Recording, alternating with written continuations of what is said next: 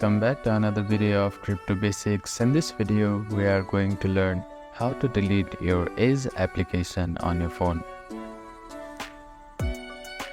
There are two methods to delete the application on your phone.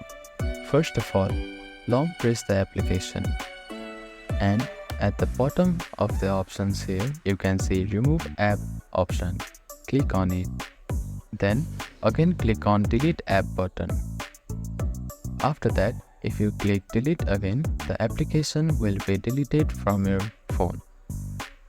The another method is that go to your settings, find and open settings application on your device. Now go to general tab. Here you can see iPhone storage. Click on it.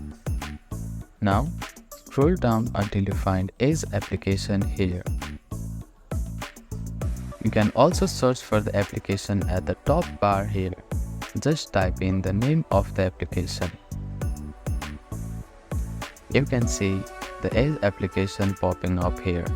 After that, click on it. Then you can see Upload Application and Delete Application option. Now click on Delete App. Again confirm it.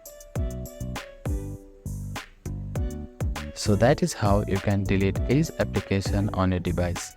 Thank you for watching this video. Please do not forget to like, share and subscribe to our channel and comment down if you have any queries.